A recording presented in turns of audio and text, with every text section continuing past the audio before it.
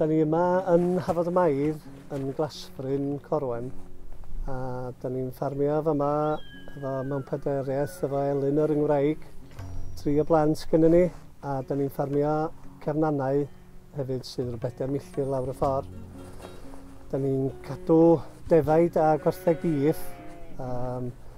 Mae'r defaid yn wyna i gyd allan, defaid penderyn ydyn nhw. Cadw i'r replacements yn hunain, a pesgu'r rhan fwyaf i ffwr o Glasfryn, trio gwneud nhw cyn diwedd hydref. Hefyd, da ni'n cadw buches o wartheg ling, maen nhw gyd yn byr ac yn bedigri.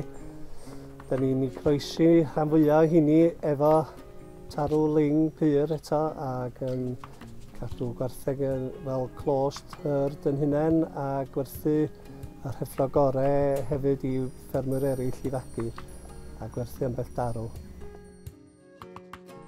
A fuon ni'n safle arddangos Cyswllt Ffermio rhwng 2012 a 2015. A dwi'n siŵr bod ni wedi cael 3 diwrnod agored yn yr amser yna, ac ymweliad ac ambell i arbenigwr hefyd.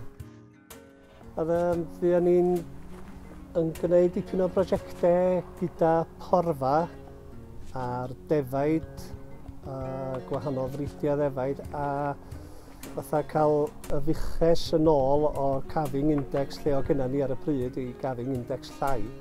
Ond o ran y porfa, oedden ni'n mesu'r porfa ac yn gwahaniaethu rhwng tiroedd oedd wedi cael i'w ailhadu yn y flwyddyn dwytha ac i fyny i 10 mlynedd oed, a just mesu'r gwahanol amount o'r borfa, yr hectar, oedden ni'n medru i'w dyfu ac yn cymharu hynny, ac efo'r defaid, cymharu seiliedig cross-texel o gynna ni adeg yno, a hefyd chydig o ddefaid penderyn, a cymharu wyn y 2 fryd i cymharu â pwysau mham sydd yn golygu costau wrth gwrs.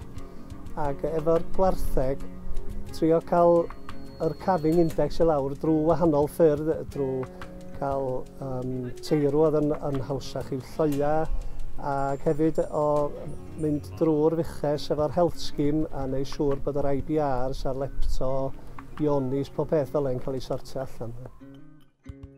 So ni'n ei feddwl mae un o'r cynghorau gorau oedd mein cnodi ac mynd drwy costau. Mae costau o ran ffordd oedden ni weithio allan efo'r arbenigwyr ar y pryd oedd gweithio costau a bob 1 kilo oedden ni'n gynhyrchu ar y fferm yn flynyddol, yn gweithio allan lle oedd y costau wedi mynd, faint o geniogau y kilo oedd yn cael ei wario ar dwysfwyd neu ar fertiliser, ar hadau ac yn y blaen. A trio dadansoddi data oedd o'n blaenau ni. Ac yn sicr, dwi'n meddwl, jyst gwrando ar arbenigwyr ar y pryd a cymryd i'w barn nhw. Da ni wedi newid tipyn ar y busnes yn uniongyrchol o'r cyfnod yna, yn hollol onest efo chi. Wedi newid ar ôl y data yn dangos bod y ddafad gynghennid penderyn yn cadw i phwysau ac yn cynhyrchu wyn oedd yn pwyso'r un faint ar ddafad. Mi nathon ni fedru newid bryd o'r seiliedig cross-texel i benderyn. Ac hefyd, dwi'n meddwl o ran y gwartheg, oedd yn diwedd bod cadw y gwartheg yn byr ac yn wartheg cynghennid ling y ffordd ymlaen i ni fyma yn Hafod y Maidd, oherwydd y teip o dir sydd gennym ni hefyd, wrth gwrs.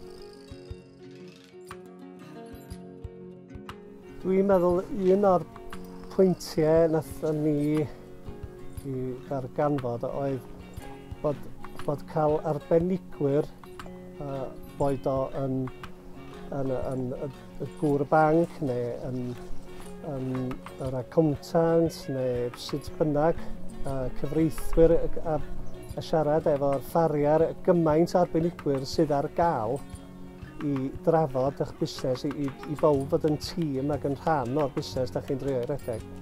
A hefyd cael barn ffermwyr eraill hefyd, dwi'n meddwl Mae gennym ni grŵp trafod, fel enghraifft, sydd yn lle da ni'n trafod gwahanol broblemau, lle da chi'n meddwl na dim ond chi sy'n cael y broblem, a mae pawb yn cael yr un problemau'n codi efo'i anifeiliaid ac efo'r busnes a trafod.